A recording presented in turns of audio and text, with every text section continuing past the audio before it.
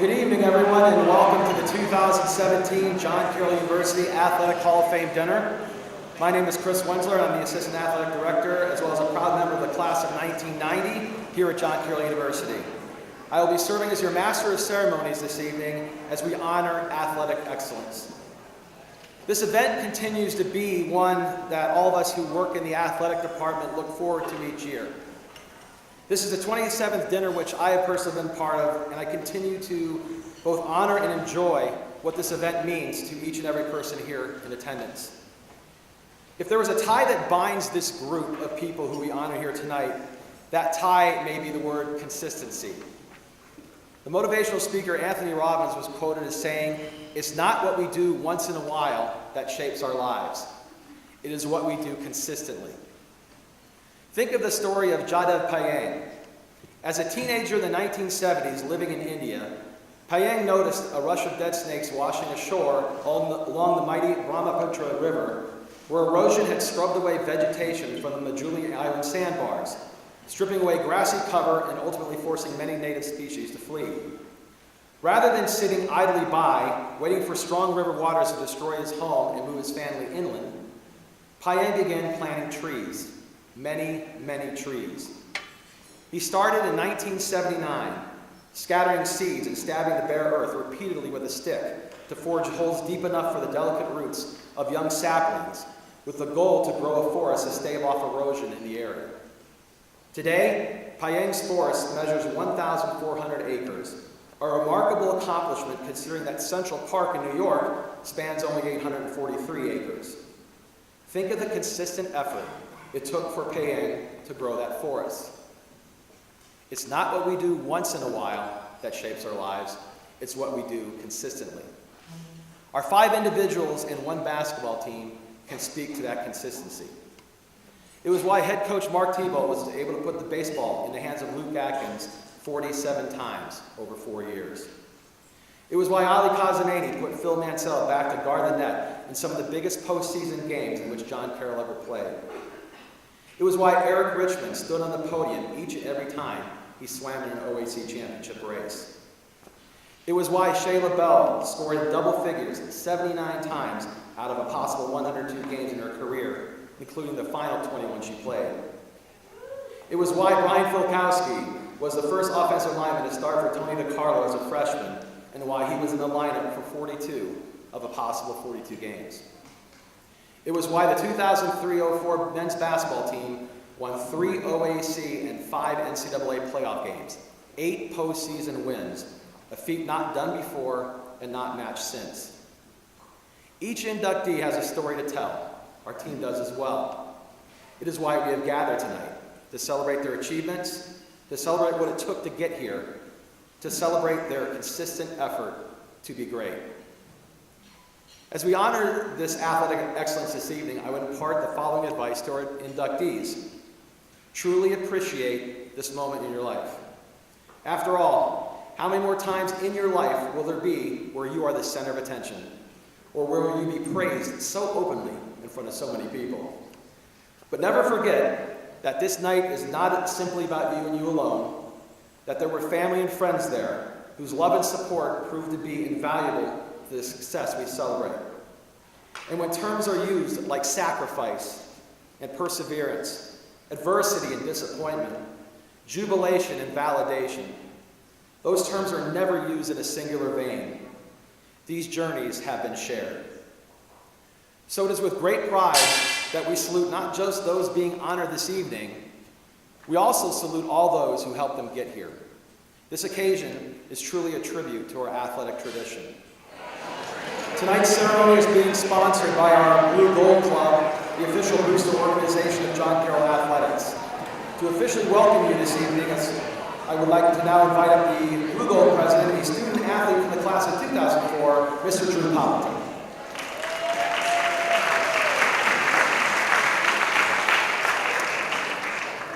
Good evening, everyone.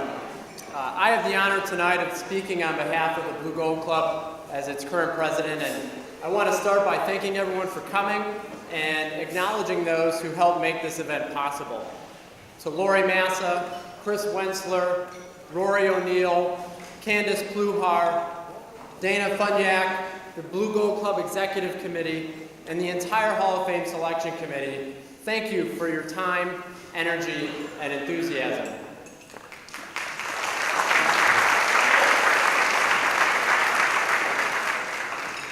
The Hall of Fame induction ceremony is a very special event for the Blue Gold Club. As the official athletic booster of the university, it is our mission to support, promote, and recognize varsity athletics at JCU. All three of those priorities converge in this event. First and foremost, we are here to recognize 5 individual athletes and 1 entire team for their amazing accomplishments on and off the field. Congratulations to Luke, Phil, Eric, Shayla, Brian, and the 2003-2004 men's basketball team.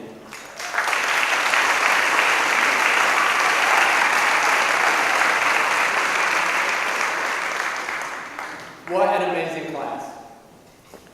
In recognizing these athletes, we also promote the larger brand of athletics at John Carroll and what it means to be a student athlete here. That brand, that tradition, is truly powerful. In fact, student athletes give back more to John Carroll than the other alumni population combined. It is our ultimate hope, then, that this event garners continued support for John Carroll athletics, support that goes beyond that displayed by the presence of the 200 proud people in this room tonight. In just a few short minutes, we'll hear from the inductees as they reflect back on their experience as student athletes and share what this honor means to them.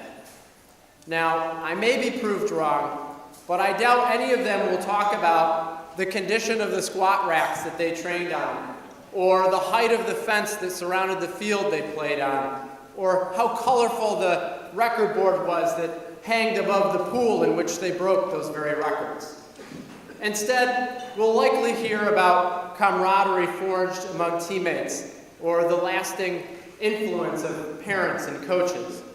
And thank goodness, who wants to hear about squat racks at an event like this? But these experiences, these accomplishments, often cannot happen without those other things, without an infrastructure to support and sustain them. The Blue Gold Club cares about that infrastructure. In just the last few years, we've invested $90,000 to improve the varsity weight room in Shula Stadium, a weight room that is used by each and every varsity athletic team, both men and women. We've funded new mats for the wrestling team. We've funded a new fence to surround the softball field. We've funded new state-of-the-art equipment and technology for the golf teams for an indoor training facility. And yes, indeed, we did update the record board in the natatorium so that it was more befitting of the accomplishments it was meant to display. In order to continue making these improvements, though, we need your support. If you're not already a member of the Blue Gold Club, we encourage you to become one and make a donation. Because while tonight is about reveling in the amazing accomplishments of the past, the future of John Carroll Athletics depends upon us looking forward and investing in that future we envision. Again, thank you all for coming, and please join us tomorrow on the tennis courts before the football game for a tailgate party. We will be there at 11 a.m., rain or shine. Thank you.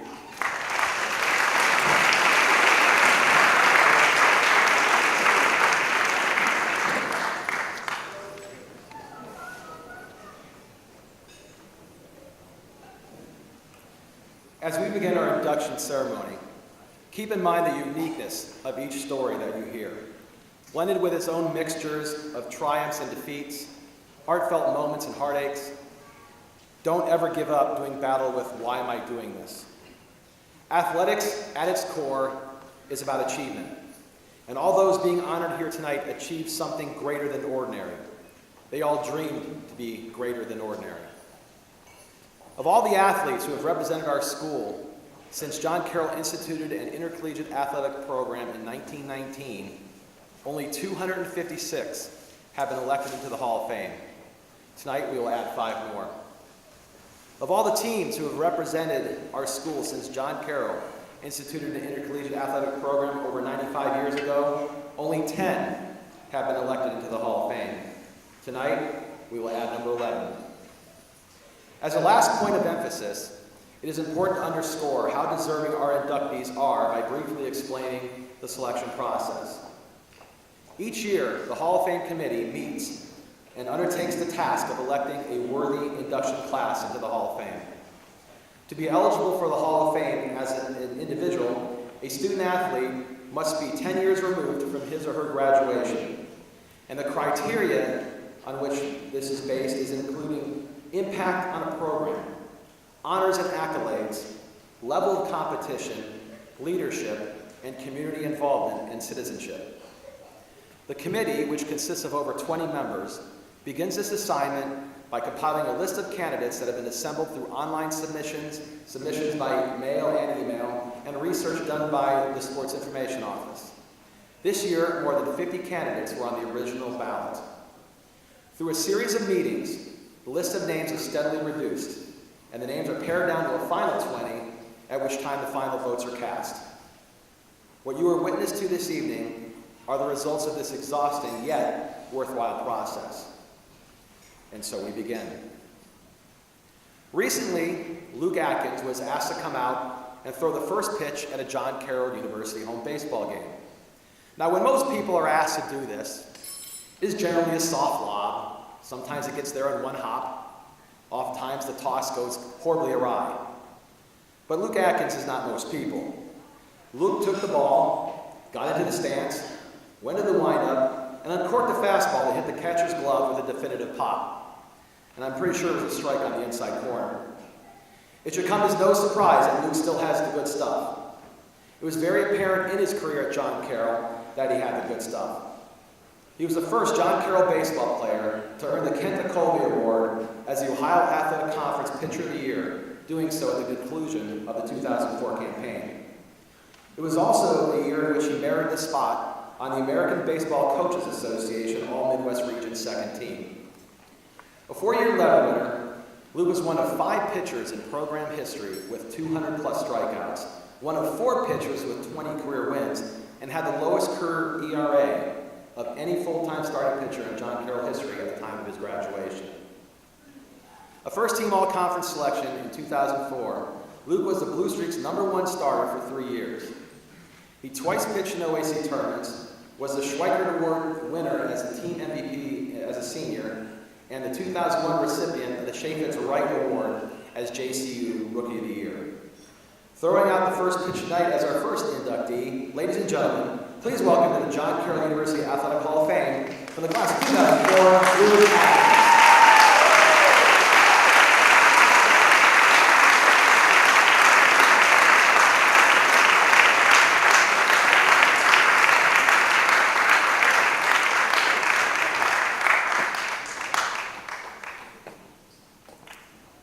Hello, everyone.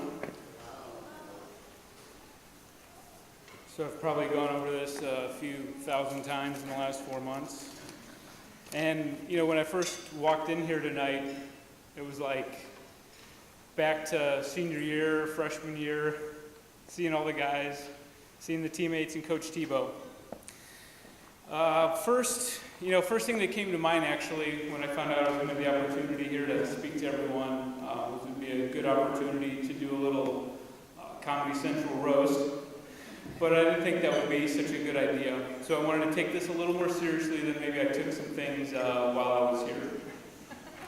So at first, I'd like to thank the Blue Gold Club and the Hall of Fame Committee. I guess I didn't tick as many people off as maybe I thought I did when I was here. It really is an honor to get this award tonight, and as much as I try not to take things too seriously, this is something I will take seriously and truly appreciate. The first person I'd like to thank tonight was my coach, Coach Mark Tebow, or as his mother liked to call him, Maki.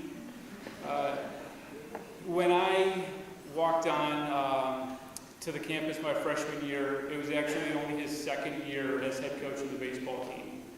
And the senior year, the senior class my freshman year had actually played with Coach Tebow.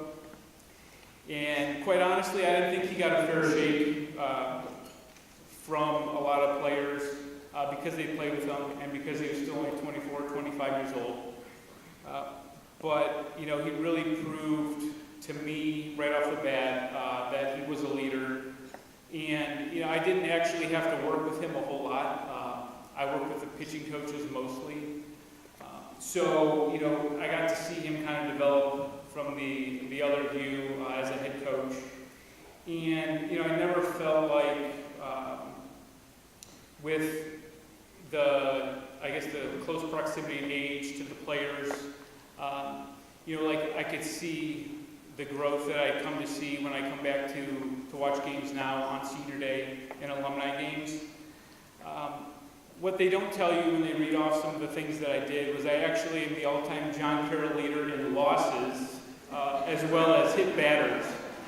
And so I think what all of that kind of says in combination was that Coach Tebow believed in me, even though things weren't always perfect, and really led up to my senior year when everything kind of came together, and I ultimately had the best athletic year of my life at that point. And so, I'd really like to thank Coach Tebow for kind of letting me be who I was while I played here. He didn't give me too much slack, thankfully. And like I told him, when they were talking about the reasons why we played, I started so I could keep off the freshman 15. And he helped me do that. And so I'll forever be thankful. He always accepts me back around alumni days, and forever be thankful for everything he did and for the opportunities he gave me.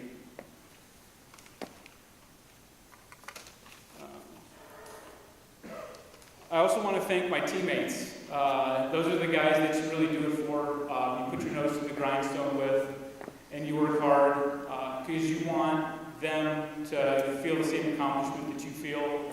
I could go on and on about the conditioning, the hours of practices and pickoff plays and blah, blah, blah. Those are the things that you do that you don't realize until you look back at how much work you actually put in with those guys, the hours that you had. And when I walked in here tonight and was able to see a few of them sitting right down there, as like the good old days, instantly brought me right back. It's just such a good feeling to see those guys again. Of course, life gets in the way, maybe you don't keep in touch with them as much as you wish you did. But kind of the first thing I said to Mike was, hey, I know you're in Columbus now, let's get together next time I'm down here. So I really appreciate those guys. A lot of them couldn't be here tonight that I invited, they're all over the country now. But to anyone that sees this that I played with, I really appreciate the hard work you put in. Because for me to take this credit is not, giving credit maybe where credit's due. It's a team game, and everyone has to play.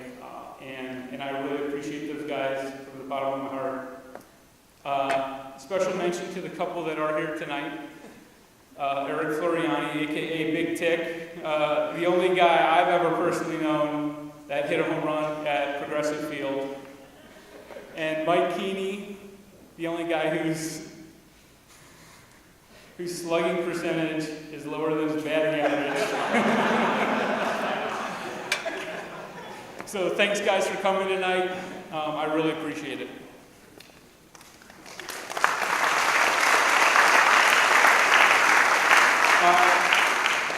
And lastly, I think there might be a few more people I'd like to thank.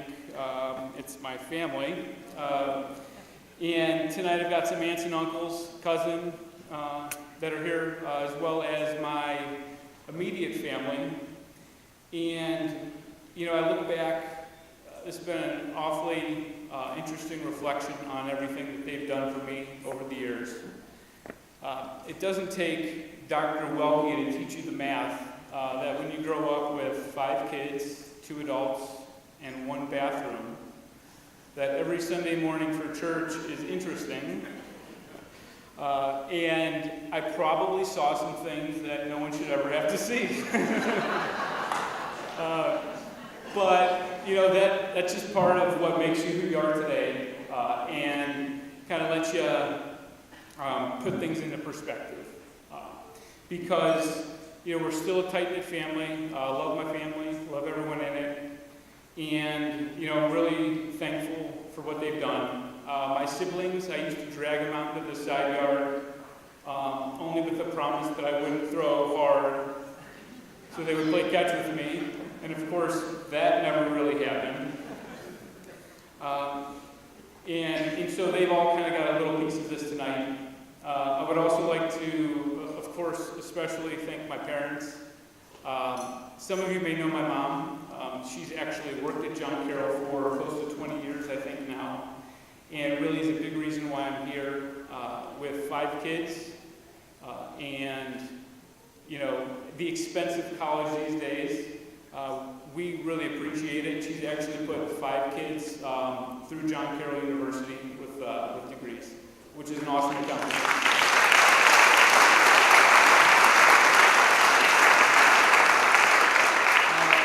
And my father as well, never met a harder working guy who wouldn't do anything for his family. Always had cleats and a new ball glove and the things that I wanted, felt like I needed to do well. And, so those two have always been the rock for me and have always set a great example of what I want to be as a parent. That's where you got that arm. Oh, yeah. And not to mention, I did grow up playing in the dirt at my dad's softball games. And I gotta say that he was one of the people that would tell me, well, you got a better arm than that guy when I'd throw foul balls back, and I was only 7 years old. And sports aside, they've always been there to support me financially. When you're making $700 trying to continue your baseball career a month, that doesn't go a very long way. Also, spiritually and emotionally, they've always been supportive of the good or the bad, and their patience, is remarkable considering the things that I've done looking back on it. So, one last thank you to you guys. It really is nice to know that I've got a backstop like that. And then also, I'd like to say hi to my beautiful daughter, Lucy. She's the 5-year-old sitting back there.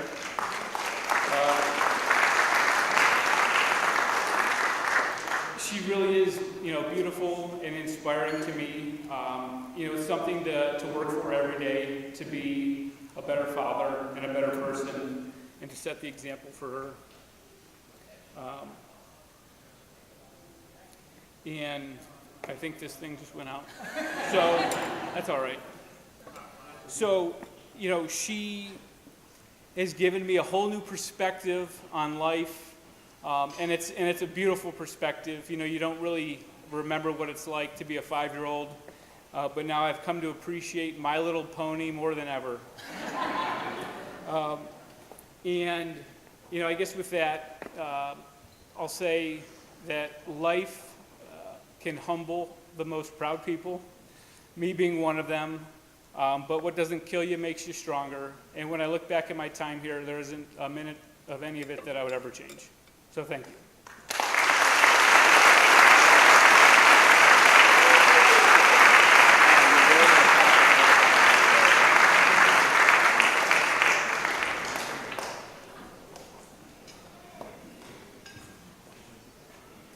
It does say low battery, just throwing that out. Luke, you didn't do anything to it. All right, we'll soldier on. From 2000 until 2003, the John Carroll men's soccer team was a dominant force. They took the field 78 times in that span of matches and won 58 times. Of the 20 times they didn't win, 4 were ties and 11 were 1-goal losses. In those 78 matches, John Carroll scored 180 goals while allowing just 68. There were 2 primary keepers during that stretch of time that stymied opposing offenses. One went into the Hall of Fame a few years ago, and tonight, the other one takes his rightful place. A 4-year letter winner and 3-year starter, Phil Mansell followed in the footsteps of fellow Hall of Famer netminder Paul Hobrecht and posted a record of 33, 10, and 2 in his 3 seasons as a starter. Coupled with his 5 wins as a freshman, Phil is among the all-time leaders in school history in victories, saves, and shutouts. He was part of 3 NCAA Division III championship qualifiers, 2 OAC regular season championships, and 2 OAC tournament titles. As a senior in 2003, he helped the Blue Streaks win their first 2 NCAA playoff games in program history to advance to the round of 16. And the team record in those 4 years was 57, 16, and 4. Individually, Phil racked up an impressive list of honors, including second team All-Region in 2002 and 2003, first team Ohio twice, first team All-OAC twice, and OAC Goalkeeper of the Year as a junior and senior. Ladies and gentlemen, please welcome to the John Carroll University Athletic Hall of Fame, from the class of 2004, Phil Mansell.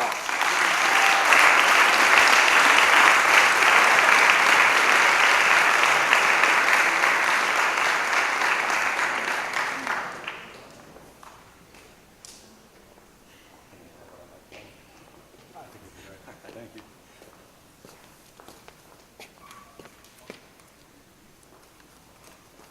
Well, hello, everyone.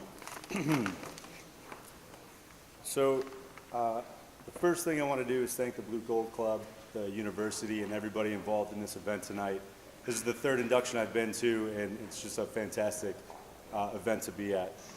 I did want to say congratulations to all of the other Hall of Fame inductees. It's a real pleasure and honor to be able to share the stage here with you guys tonight. And it's something, and sorry, a huge thank you to the Hall of Fame committee. Thank you for voting me into the Hall of Fame. It's truly humbling, and that's actually something my wife would say is hard to do. So seriously, thank you though. Thank you to my family and friends, everyone that made the trip in. I really appreciate you being here.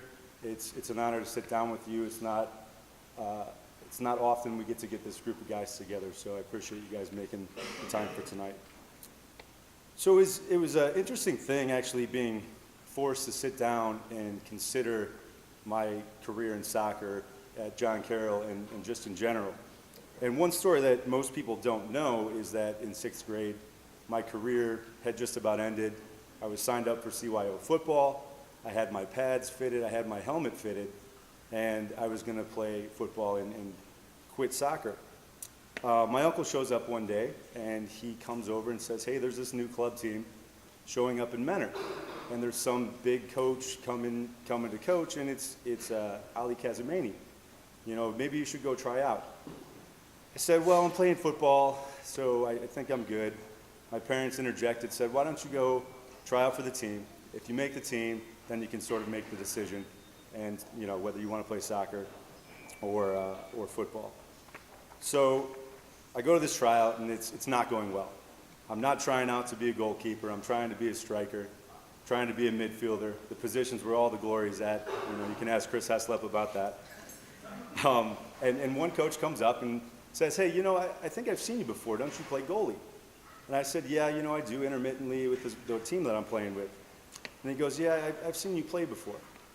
So long story short, I make this team as a backup goalkeeper. You know, it was that one guy that sort of put me out there and got me onto this team and continued my soccer career. So it's funny to think back, if he hadn't seen me play, would I still be standing up here today? That also made me start to consider all the things that I have gained from continuing that career. The first thing that came to mind is that if I had quit soccer, I 100% would not be married to that beautiful woman sitting over there right now. The only reason that happened is because I played soccer for the Croatian men's team. Her father would not have let me date her in any way, shape, or form if I had not played for that team. So, you know, everything worked out. I'm very thankful. You know, she's sitting there, I'm standing here, and our 3 beautiful kids are at home with the babysitters. It's also gotten me the greatest friends in the world. You know, a few of them were able to make it here tonight, so I'm going to say a thank you to each and every one of them. But without them, or my coaches, or all of the teammates that I've had over the many years, I would not be standing here today. I really owe it to them. So first off, thanks to Coach Kaz. I appreciate the guidance and wisdom you have taught me over the decades. It's actually been decades since we started together. The friends I made, in college because of the vision you had of putting that team together still exists today. But most importantly, thank you for seeing my potential and making me a starting goalkeeper instead of a backup goalkeeper when we played for Impact. Thank you to Kevin Patorik. As a sweeper at John Carroll, he made my life so easy. I would hardly ever have to make saves. There were times during collegiate soccer games where for an entire half I did not have to touch the ball. He did extremely well at organizing the defense, and I in turn gained some glory from it. So thank you, buddy. If you didn't know it, Kevin's also the godfather to my youngest daughter, Isla. He takes that role very seriously. So if you see him later on, it's okay to address him like the godfather. He likes that title. So thank you also to Chris Heslep. You know, your nose for the goal helped put John Carroll on the map. Thank you for all the assists that you granted me as well. Chris was very fast. All I had to do was throw the ball really far and he'd go score. But on a serious note, when I was sidelined with injuries, he was the guy that was wheeling me around campus to and from class in a wheelchair because it was really impossible to use crutches during a Cleveland winter. So thank you for doing that. Also, thank you for pushing me in the classroom and in the gym. Your friendship is truly invaluable today. Thank you. Thanks to Dusty Stallmack, the quiet assassin. His domination in the middle of the field was remarkable. He would literally break ankles with these ridiculous moves. The only comparison I can think of is Kyrie Irving, and I hate to even say that name anymore, but he could do that with a soccer ball. It was unbelievable. I'll never forget being part of Team USA and playing and traveling all over the world. Hopefully someday our girls get to do the same thing. Thank you to Brandon Kozar. He was another outstanding piece of the puzzle with our John Carroll defense. I really appreciated when all the men or impact guys came back. He was part of a transfer with our other friends Josh and Nate, and we had all grown up playing together.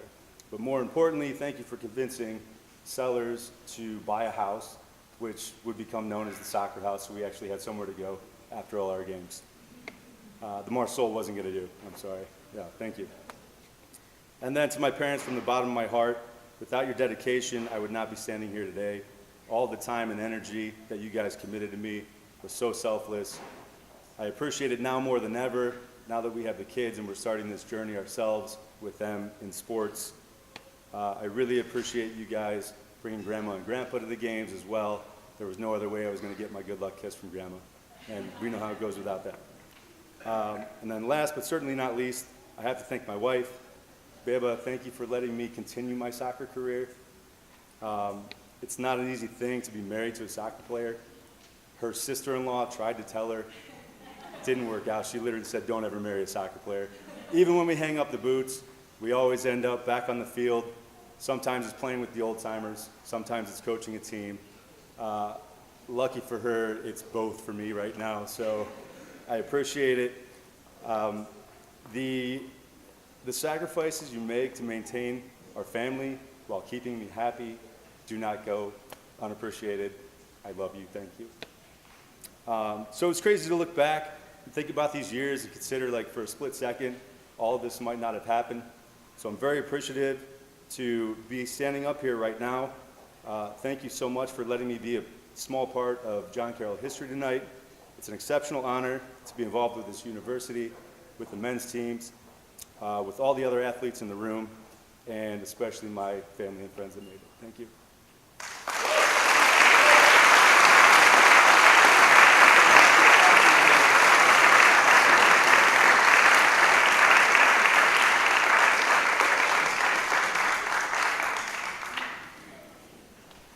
It had to be a bit discouraging at first for Eric Richmond.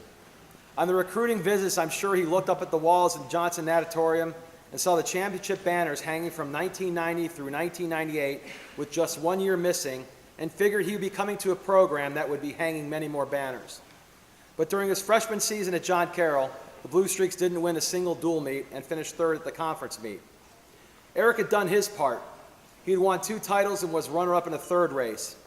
Still, it had to be discouraging. There were 2 ways for Eric to go from that point: bail or soldier on. Eric chose to stay the course. The very next year, with fellow Hall of Famer Jerry Shea and a nucleus of swimmers that endured the hardships of the year before, the team won the league championship. And they did it again in 2001, and then did it again in 2002. One could say Eric fed off the team's success. He was an NCAA Division III national qualifier in 2002, where he would earn honorable mention All-American status in the 400 individual medley, the 200 individual medley, and the 200 breaststroke at the national championship meet. Eric was a 20-time OAC champion and was runner-up in 4 other championship races, and was the OAC Swimmer of the Year twice. He won the 400 individual medley all 4 years, the 200 IM 3 times, and the 200 breast 3 times as well. He still holds the OAC record in the 400 individual medley, which is one of the oldest records in the league. And his 10 OAC individual titles is the most by a Blue Streak male in the program history. The 2 times he didn't win an individual race, he finished as the runner-up. He also led John Carroll to those 3 OAC titles and was an outstanding student athlete as well, as he was Academic All-OAC 2 times and COSIDA Academic All-District 2nd team in 2002. Ladies and gentlemen, please welcome to the John Carroll University Athletic Hall of Fame for the class of 2002, Eric Richmond.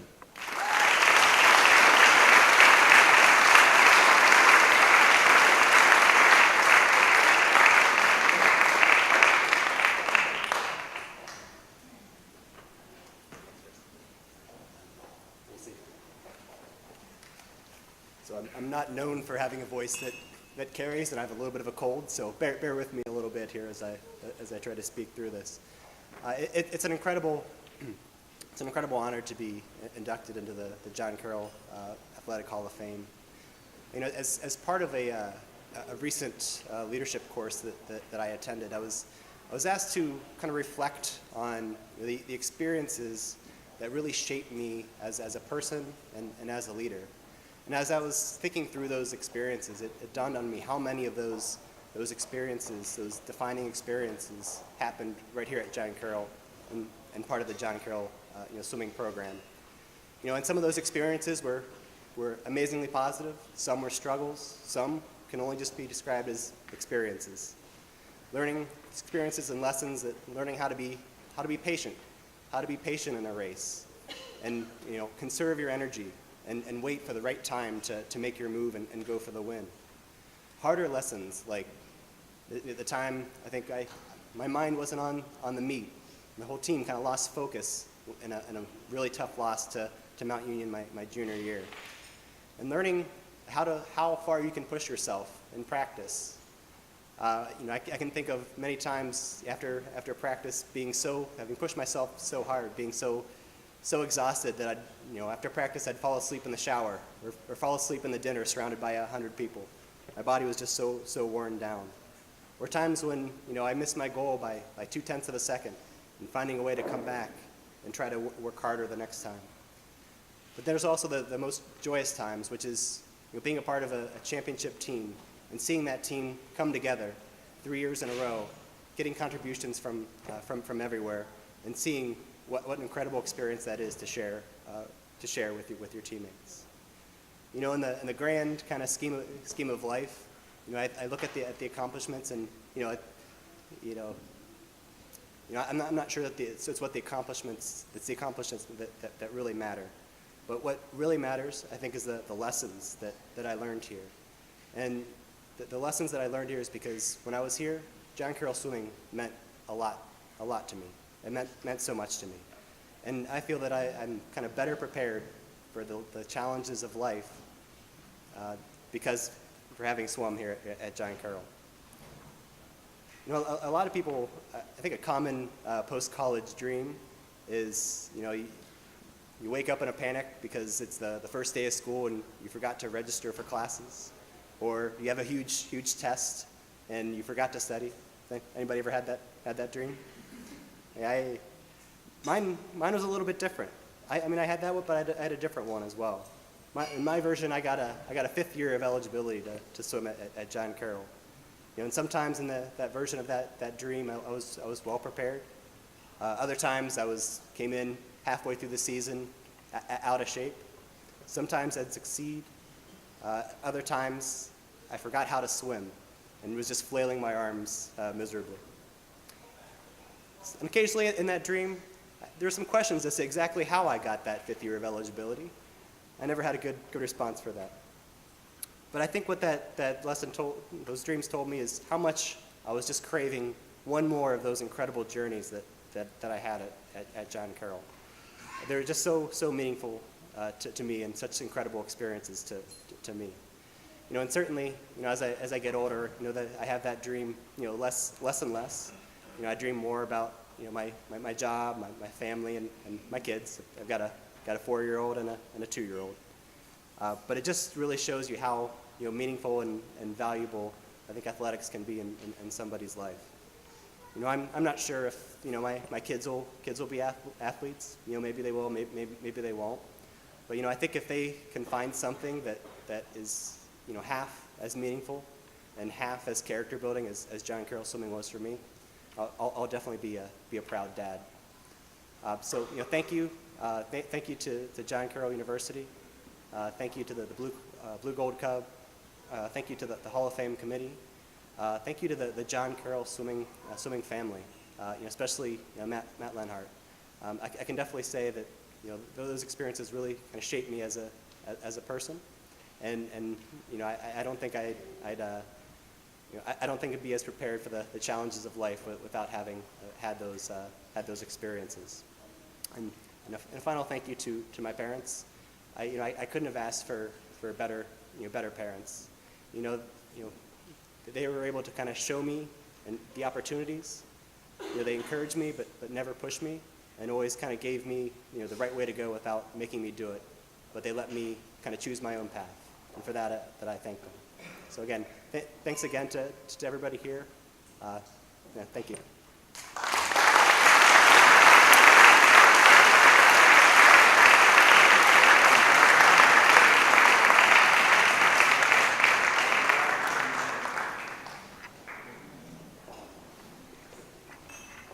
Eric, this isn't a news you're going to want to hear, but we got the badges.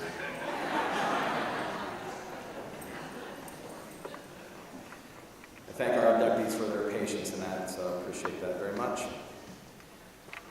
The great Pat Summitt once said, "Confidence is what happens when you've done the hard work that entitles you to succeed." She also said you can't always be the most talented person in the room, but you could be the most competitive.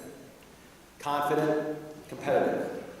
It would be hard to argue that very few student athletes in the history of the athletic program at John Carroll played with equal parts confidence and competitiveness, quite like Shayla Bell-Warrington. Shayla graduated as the all-time leading scorer in John Carroll women's basketball history and stood 11th in the history of the Ohio Athletic Conference for points scored. As of this year, that is still a top 20 mark. A first-team All-League selection in both 2005 and 2006, Shayla is just one of 4 players in program history to be named All-Conference First Team twice. She was also honorable mention All-Conference in 2004. A 6-time OAC Player of the Week over the course of her career, Shayla led the OAC in scoring as both a junior and a senior. And following her senior year, Shayla became the first Blue Streak to earn all region honors when she was selected All Great Lakes third team by D3Hoops.com. A 4-year letter starter, she held 7 team records at the time of her graduation, including career points, single-season points, single-season field goals, and single-season free throws. Ladies and gentlemen, please welcome to the John Carroll University Athletic Hall of Fame from the class of 2006, Shayla Bell-Warrington.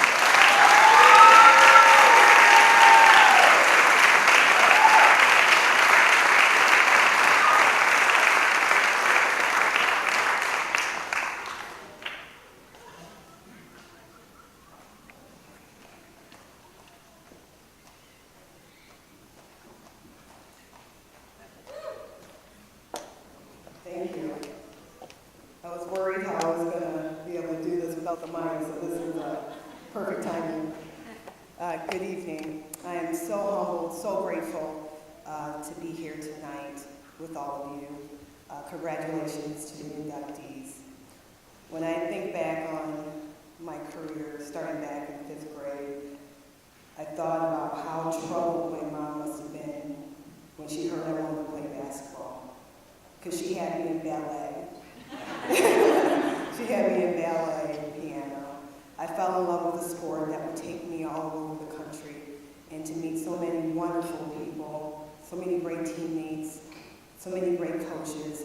They gave me so many great attributes because of it. Discipline, hard work, competitiveness, probably a little bit more than I needed. A serious fight when times get tough. I'm truly grateful for what basketball gave me. I'm grateful to this great university. It's been an honor to attend, it's an honor to play for John Carroll and what it represents. I would like to thank the village that helped me along the way. My great family, the Bells, always honored to have your last name. I'd like to thank my husband, even though I did not know him then, but I'm sure he would have been a great support. I'd like to thank my girls, Steph, Amber, Katie, and Tursky for making the trip to see me here tonight. You guys were always very supportive since high school, and it could not have been possible without my beautiful, wonderful mom. You are so dear to me. Thank you for every practice since 5th grade. Thank you for every game. Thank you for every tournament. You did what you had to do. Being a single mom, you made it happen. You made all this happen. My journey would not have been nearly as fun without you. So thank you very much. Thank you to the committee. Thank you to the Blue Gold Club. It's truly an honor. For somebody that talks for a living, I'm quite speechless. So thank you very much. Have a great night.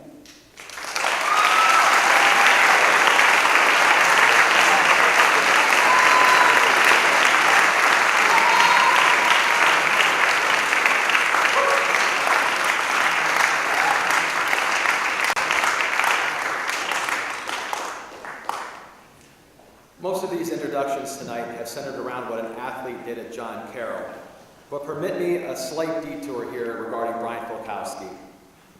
In the summer of 2001, Brian and some friends embarked on an ambitious 3,700-mile summer bicycle tour across the United States for charity. One of those friends is here tonight, Todd Sardich, and they raised money for Special Olympics as well as an endowment fund at Brian's high school, his alma mater, Lindsley High School in Wheeling, West Virginia. He did his bike ride the summer after he graduated from John Carroll. 10 years later, he did a 700-mile bike ride around the entirety of Lake Erie. This time he raised over $5,000 for Livestrong, and he did this bike ride within a year of being married to his lovely wife, Roberta. Pretty big moments followed by pretty big bike rides. The Hall of Fame is another big moment in Brian's life, so I'm wondering where the next bike ride may happen here. Brian was a two-time All-Conference offensive lineman and an All-America selection as a senior for the John Carroll football team. The only true freshman to start on the offensive line for head coach Tony DiCarlo, Brian at one time held the record for most games played by a position player in program history. The team accrued a record of 32-10 during his playing career. A freshman starter on John Carroll's 1997 NCAA Division III playoff team that reached the national quarterfinals, his efforts helped the Blue Streaks break records for passing yards, touchdown passes, and total offense in his senior year and victories his freshman year. His postseason honors included Football Gazette third-team All-America in 2000, first-team All-OAC in 2000, and second-team All-Conference in 1999. Brian was also the 2000 Cleveland Touchdown Club Player of the Year from John Carroll. Ladies and gentlemen, please welcome to the John Carroll University Athletic Hall of Fame from the class of 2001, Brian Folkowski.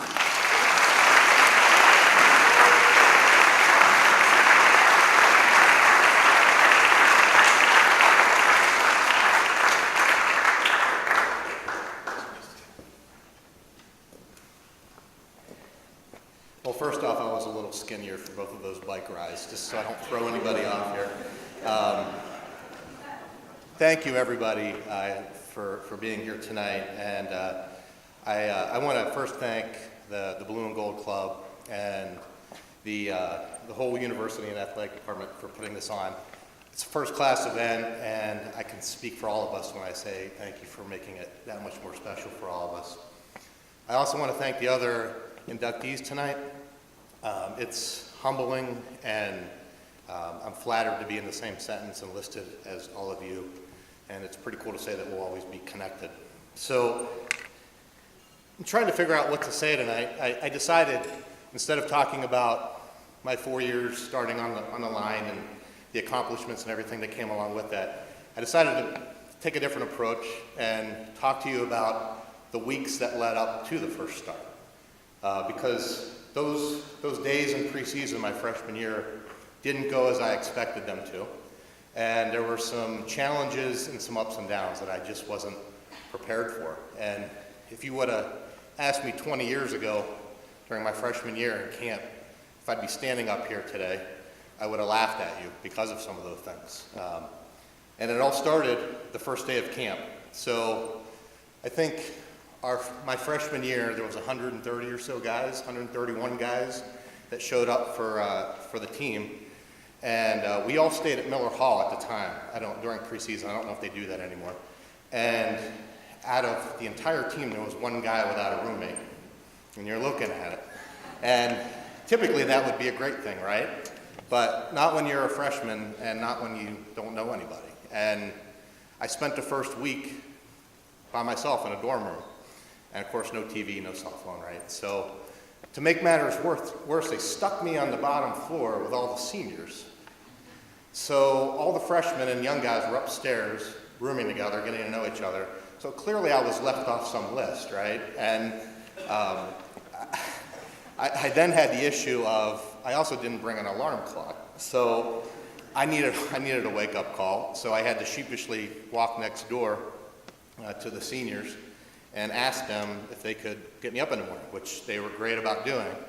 But at the same time, they also weren't looking to develop really a relationship with a freshman offensive lineman who was probably 4 months past due on a haircut. So it just kind of added to the situation, and I felt homesick, and it was a little troubling at first from that sense. And then you transition that to the field, and things weren't going as planned either. So we had gone through the first couple days of camp, and after about 3 or 4 days, you go to what's called top heavy, right, which is your helmet and shoulder pads. So I had come from a program that taught how to block the offensive line technique in the old school way, which was with your forearms. So I had these huge, ridiculous black forearm pads that I used to wear in high school. I mean, I looked like Darth Vader with these things. I stretched all the way down. And I showed up to camp with these on, right? And it took all of but 2 practices for Coach Mick, who's my offensive line coach, who's here tonight, for him to sit me down and say, I don't know what you're wearing. But we don't block like that here. We block using our arms and hands. And I suggest you lose the forearm pads right away. So I walked out and they're completely devastated. Everything that I knew about that position and the success I had in high school up to that point, to me, had just been thrown out the window, and I was being asked to relearn the position I was here to play. I was devastated, and I went back to my empty dorm room, and and I had a dream that night that I quit, and I've never quit anything in my life, and obviously I didn't that next day, but it kind of showed the magnitude of where I was at mentally. I didn't feel that things were going to work out. So, luckily, the coaches didn't agree with that, and Coach Mick stuck with me each and every day, and preseason slowly moved into regular season. And I was fortunate enough as a freshman to make the varsity team and to also travel, which was a big deal as a freshman because we were a really good team, especially in my freshman year. And so it's early on, it's a couple weeks into the season, and we're traveling to Muskingum. And I'm on the sideline, standing there with my second string, offensive line buddies, and we're enjoying the Saturday afternoon while the team's out on the field. And I think we're talking probably about what the festivities are going to be like when we get back to University Heights later that evening. And the left tackle at the time was struggling with a fast, tall defensive end who was unfortunately causing disturbance with our quarterback. And Coach Mick was not handling that situation too well at all. And the situation progressed, and Coach Mick hit a boiling point and looked back at me and said, "Filkowski, get in there right now." And I was stone cold. I hadn't stretched. And this wasn't like between a possession or a series. It was like second down. And so I go running in there, and I don't even know the Muskingum game plan. And luckily I was able to take care of the speedy defensive end, and also we had team success. So it was a really special bus ride home to kind of have my first varsity moment in that situation. So fast forward to the next day, it's Sunday, around 7 o'clock, and I get a call from the Blue and Gold conference room, which is the room over by the basketball gymnasium, and it's from one of the coaches asking for me to come over. And I didn't really think anything of it, but I hung up my dorm phone and walked over there, and when I got there was no one else there. There was no coaches there, it was just me. And one of the assistant offensive line coaches comes in and says, "Can you please take a seat?" And I did, and he sat across from me. It was really formal and eerie, and proceeded to tell me that with the performance and play of the day prior, they decided that I was going to start at left tackle the following week. And by the way, if you're not aware, we're playing Mount Union, who is the #1 team in the country, in Alliance, and the guy that you're going to be up against is an All-American, and he paints his face like the WWE wrestler Sting. It's a true story. It's a true story, by the way. And all this was dumped on me in like 20 seconds, right? So I was trying not to look horrified in front of my coach, and politely thanked him for the opportunity and tried to get out of that room as quickly as I could. And I left there, and I didn't know what to do, right? Again, no cell phones, no nothing. It's 1997, and my mind is racing, and I don't know how to process all this. So the only thing I know how to do or what to do is to take a walk. And there are two problems that come along with taking a walk. One, the sunset and turned to nightfall. And two, I'd only been in University Heights for a couple weeks, and I got lost. So it turns into hours, and literally I'm walking down residential streets in University Heights looking for the lit Vercelli Bell Tower as like a beacon to get back to my dormitory. It was pretty absurd. But I made it back after a few hours. Got to see my roommate Scott Bryson, who's here tonight, and he was the first person that I got to share the news with. And I did go out that next week and make my first start, and luckily I held my own. We didn't win the ball game, but it did cement and start my career at left tackle for the Blue Streaks, and proceeded to start every game after that, and it's something that I'm very proud of. So I just wanted to kind of share with you the moments leading up. A couple of quick thank yous. I want to thank my brother Tim for always being there as a brother and chasing me around and competing in a variety of athletic endeavors over the years. I want to thank my extended family for always being there in the bleachers for me. I want to thank my high school, Lindsley, the faculty and coaches, and representing Lindsley tonight is my former headmaster, Reno DiOrio. I want to thank Coach Mick. I wouldn't be up here at all if it wasn't for you.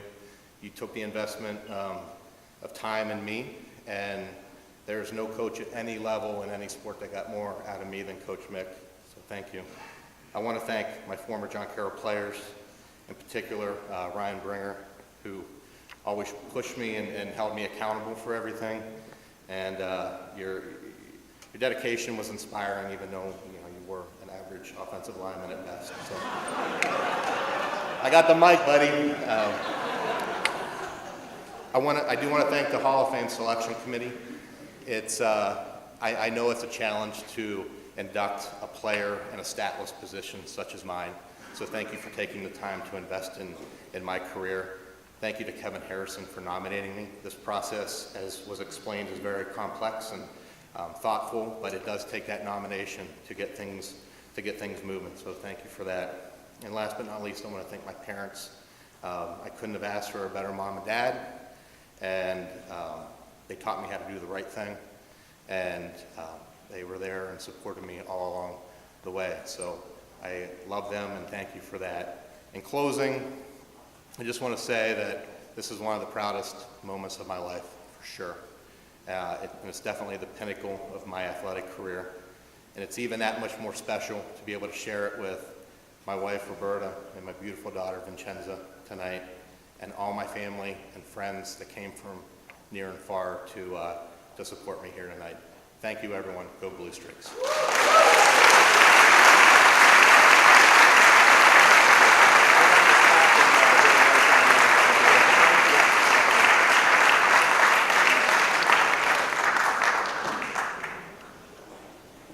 Every amazing season has that moment where it could have turned out different.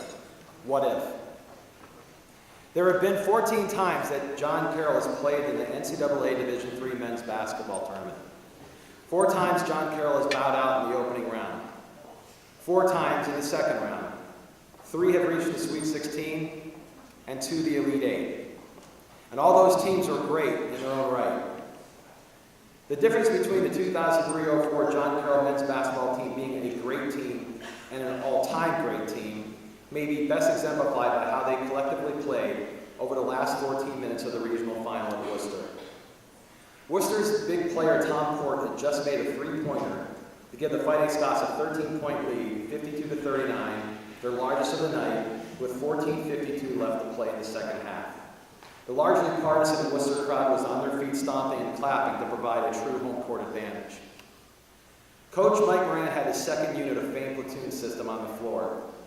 They were the havoc makers, the flow disruptors. It started with a David Gibbons layup, then a Demetrius Travis then forced a turnover. The starting 5 came back on. Pete Moran made some free throws, a Jerry Angel layup, a 3-ball by Michael Grogan, and suddenly it's a 4-point game. Havoc returns. Layup Brandon Mims. 3-point play David Gibbons. Steal Peter Cook. Starters back in. Free throws John Franks. Layup Drew Salata. 3-pointer Michael Grogan. And just like that, John Carroll now leads 59-56 with 6:30 to play. John Carroll would go on to win that game 70-64 and earn its first and still only trip to Salem, Virginia for the Division III Final Four. In that retelling of the game, I mentioned 9 different players. 9, all contributing, doing things to help the team achieve and win. Again, it's not what we do once in a while that shapes our lives, it's what we do consistently.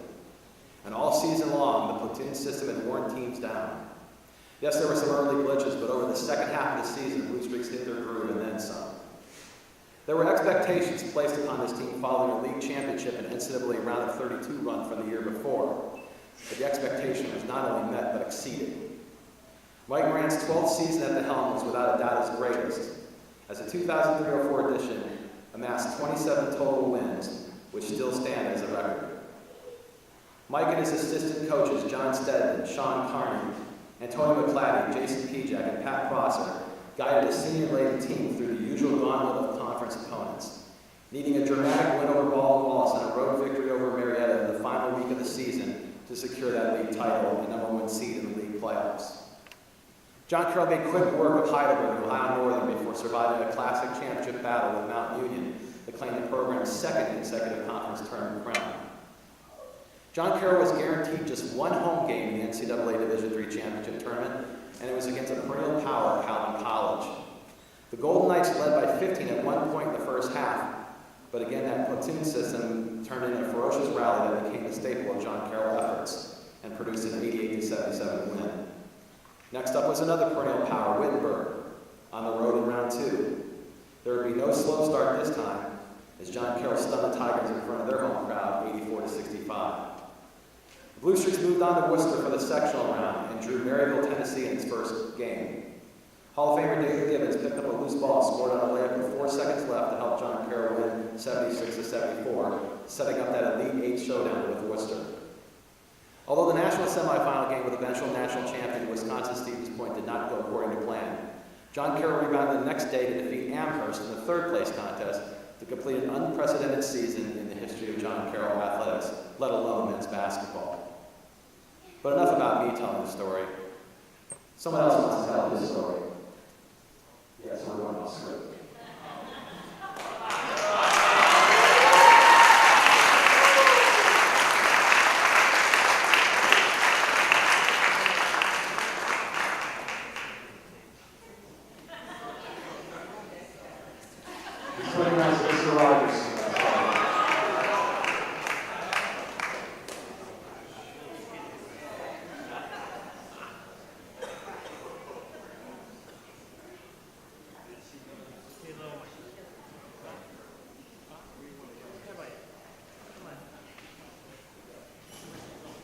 stealing all my thunder, geez. I want to recognize a couple other retired coaches. Coach Chad's meeting. I love standing up there, Chad.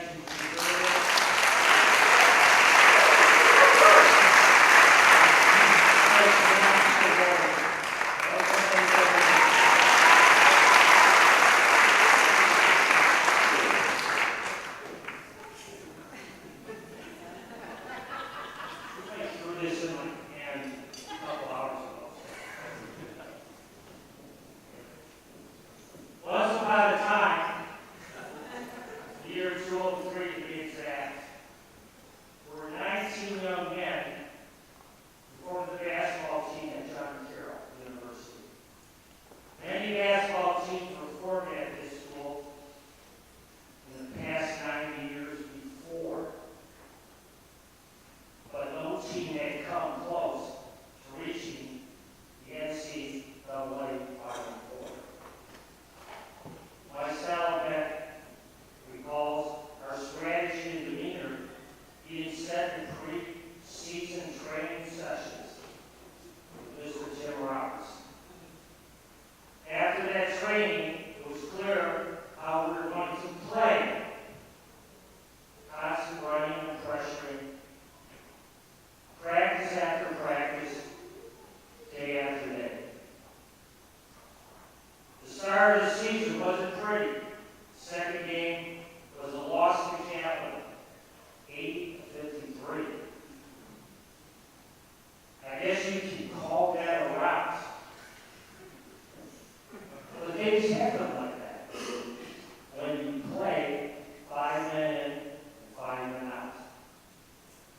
Game 13 was unlucky and gave us a frown. Not only did we lose, but our big guy, Ryan Dolotowski, went down. Rory O'Neill still searching for the meaning of Coach Stedman's quote. After we were knocked off the winning track, Coach said, "It's okay, man. I think we got our mojo back." Page 2. The chapel in my campus was used as a pre-game motivational force. Who can forget Joe Cooney being thrown out by our heartless head coach, showing no remorse? He used Joe as an example to make a point, expect the unexpected, just like the Trojan horse. These chapel services worked well against all of our foes, because this team's record in the Carroll Center this season was 15-0. Number 44, Dan Button, recalls 2 straight seasons that his junior and senior class never lost a home game. Also, that feeling of seeing our parents in the stands and cutting down nets in front of our opponents' fans.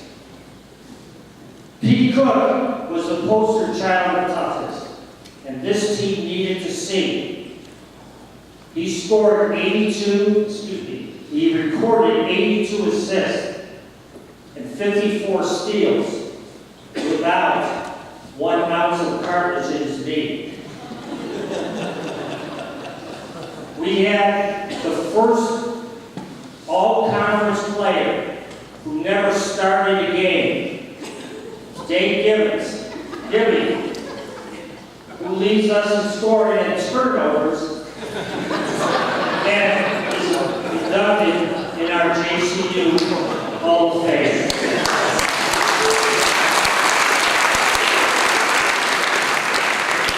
John Frank is probably the most hated player by our opponents because of his aggressive way.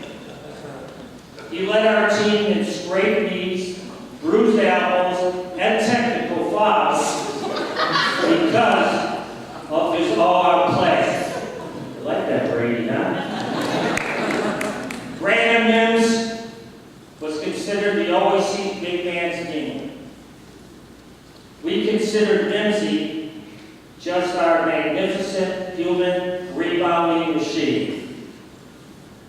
Jerry Angel led our team in three-point field goals and personal fouls. He also led us in comic, prank, telephone calls. To the coach, just to bust his.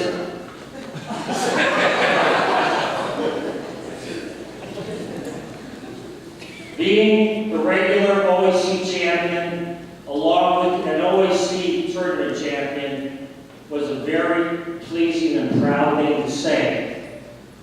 Then Coach Pijak mentioned, hey, why don't we just go all the way? Pete Moran remembered Grandpa Moran telling Matt and himself after the Mount Union Championship tournament victory, you two guys did suck. Thankfully, Grandma overheard Grandma say that and gave them each $20.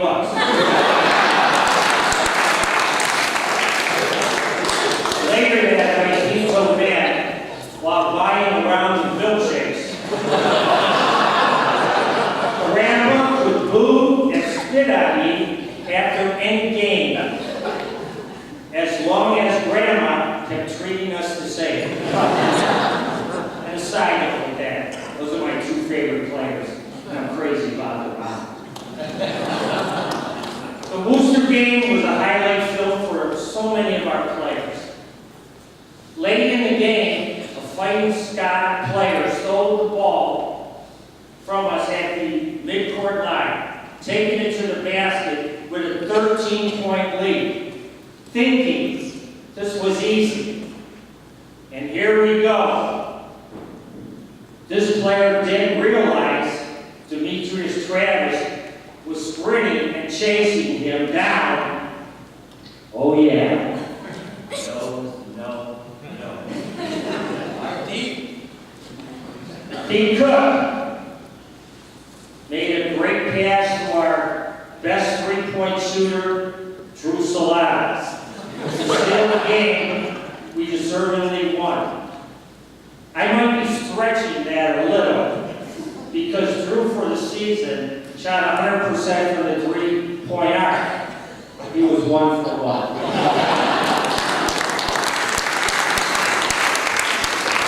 P.S. In regards to that Worcester Regional final game, number 12, Mike Rogan, helped us a little bit too. Michael made 6 threes, which was a school record, and made the coach look good too.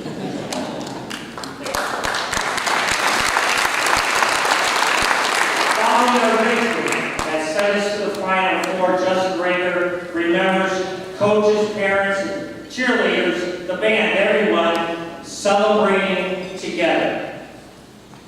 This celebration at Jake's was his favorite basketball memory forever and ever.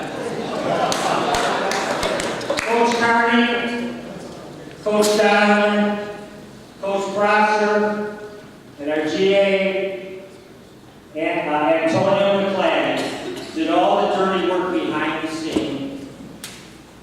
They were the wind behind the sail. They are the reason why I'm able to celebrate this day. Linda Lynn is here representing the Baron Coach Stroud. Mary Kay Sabian is here keeping an eye on her husband. Baron and Mike, after 40 years, in case you didn't know it would be impossible to work without you. I'd be lying if I said my life is easier without you. Thank you. Coach Henry, who battled at You ever miss a practice?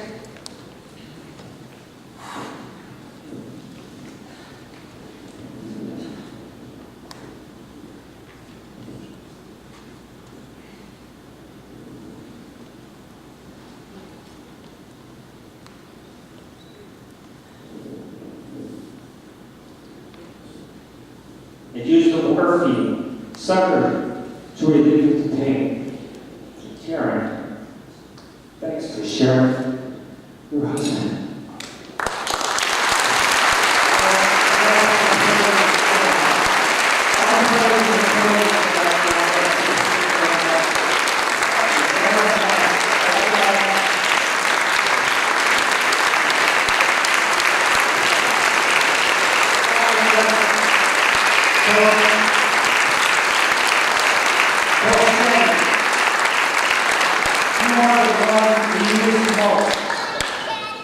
Let's raise our glasses and offer him a toast.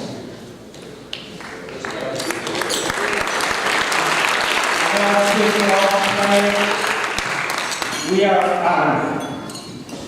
Thank you. Keep smiling.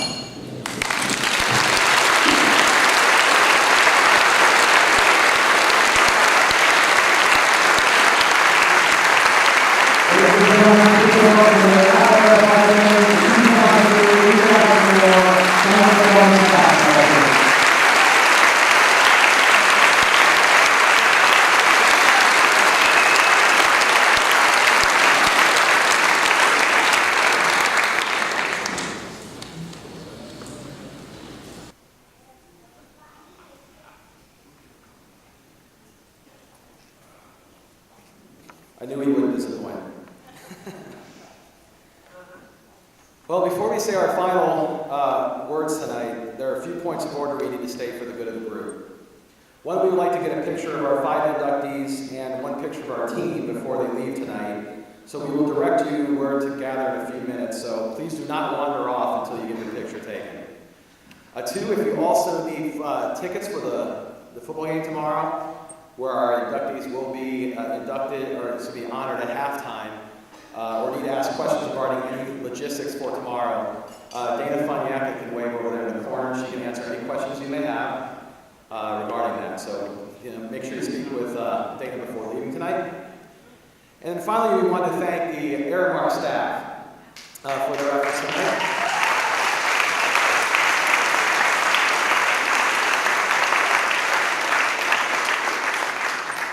This dinner was also the combined efforts of a transition team. We want to thank Jane Evans and Gretchen Whitebeck for their work before they left. So Jane and Gretchen. Jane's here tonight. And also to Terrence Kluhar, Russell Hauser, and Dana Funyak, who took up the lead one day when Gretchen and Jane left. So thank you guys. We also want to thank everyone who came near and far to witness the inductions of our honorees here this evening. We really appreciate everyone that made that trip tonight and to be here with us this evening. So we look forward to seeing our 2,000 inductees tomorrow and celebrating their achievements at our halftime recognition. And this officially concludes our 2017 Hall of Fame ceremony. Thank you very much.